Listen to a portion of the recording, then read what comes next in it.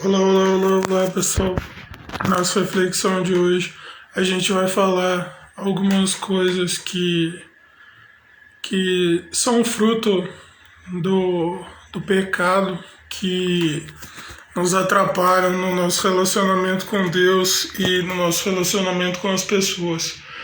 E só para dar um pano de fundo na reflexão, eu quero contar rapidinho, compartilhar rapidinho que ontem eu estava vendo um seriado justamente envolveu esses temas e encaixou direitinho.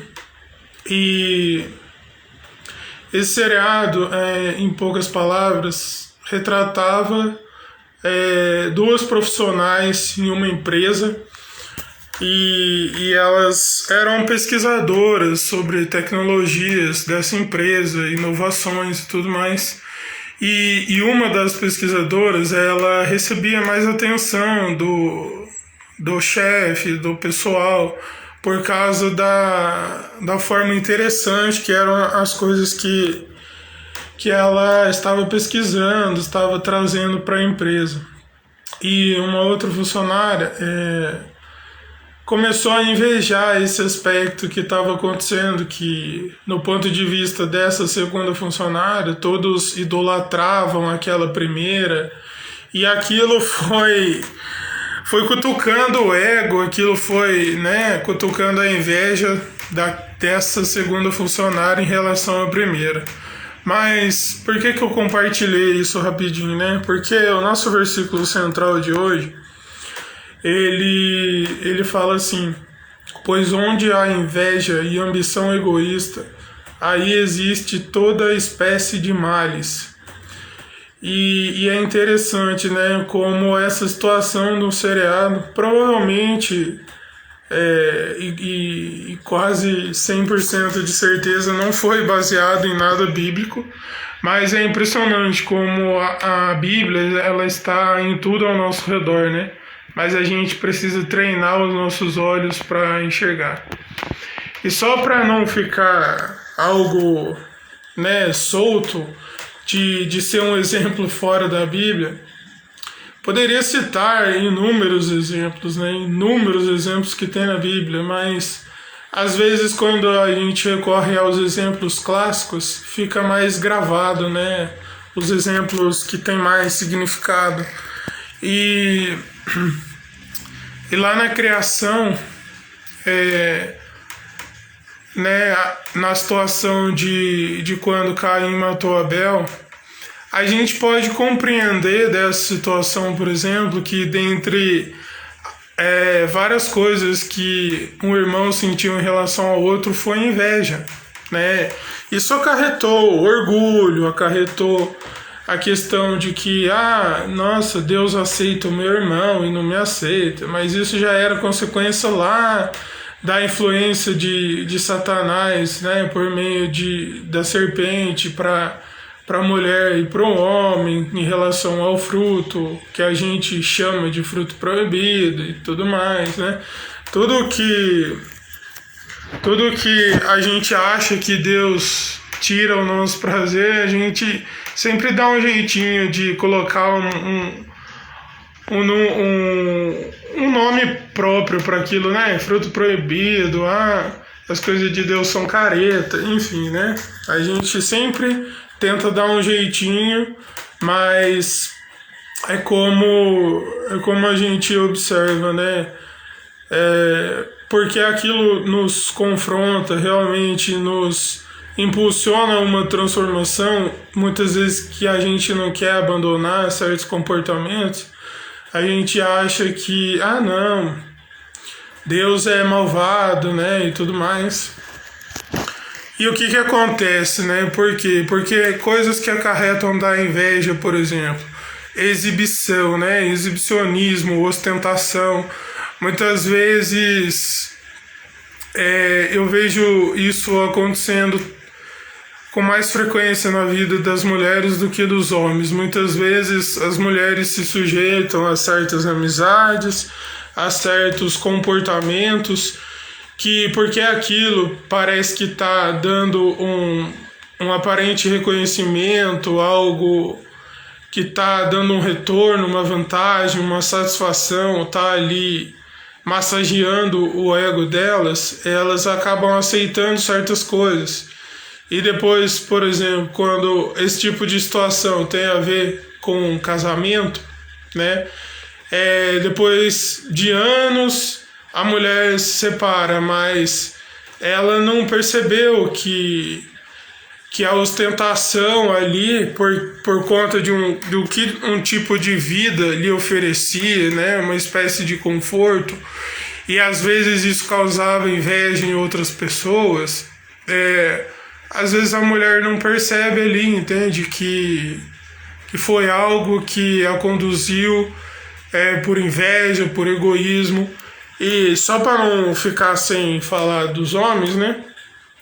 Os homens, por exemplo, passam muito por isso quando estão num determinado emprego, numa empresa, e fica ali uma disputa de ego de homens. Eu saio com mais mulher do que você, essa espécie de ostentação, de egoísmo, né, de massagear o ego e contando vantagem que nem existe tantas vezes, mas só para causar inveja nos outros. Né? E a gente pode realmente observar que é bíblico, né? No caso que eu citei de Caim, invejou a oferta de Abel diante de Deus. Saul, né? Porque Deus o tinha rejeitado como rei de Israel. E ele não se deu conta do próprio comportamento, ele não se deu conta que o próprio coração se afastou de Deus. E aí ele passou a perseguir Davi, mas não tinha o autodiscernimento de reconhecer que ele tinha se afastado de Deus. E pode reparar, todo tipo de ambiente, mesmo não se resumindo apenas a emprego, mas a relacionamentos mesmo, amizades, e infelizmente na questão de casamento também, às vezes tem disputa entre marido e mulher. O marido fica tentando causar inveja na mulher porque ele tem um melhor desempenho em uma determinada coisa, uma determinada tarefa da casa, e a mulher não tem. Mas ao invés ali de usar o tempo e aproveitar os momentos para ensinar a mulher, não, fica aquela disputa, aquela competição desnecessária, inveja, sabe? E olha só, né? A gente vê isso em relação à pessoa de Jesus também.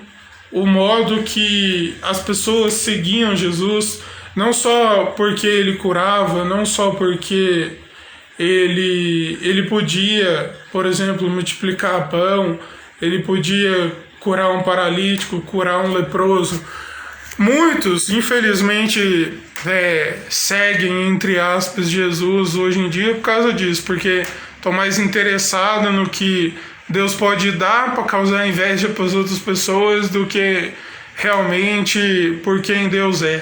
Mas os fariseus invejavam Jesus porque as pessoas o seguiam e pelas maravilhas que ele compartilhava a respeito do reino de Deus.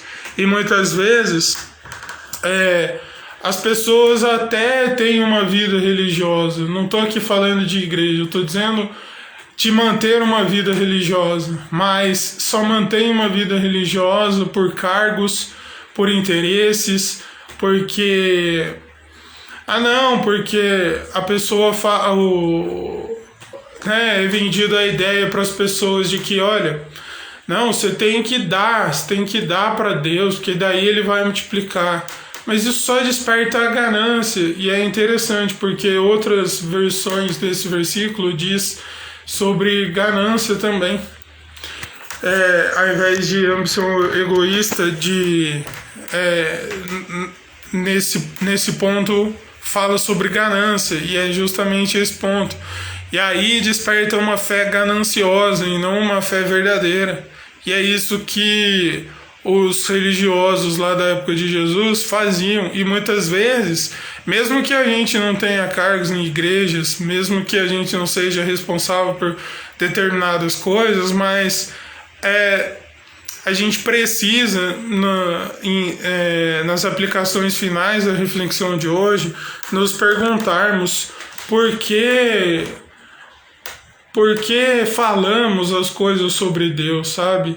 Porque se você já segue Deus há um tempo, se você já considera que você segue os valores da palavra de Deus há um tempo, você precisa se questionar. Por quê?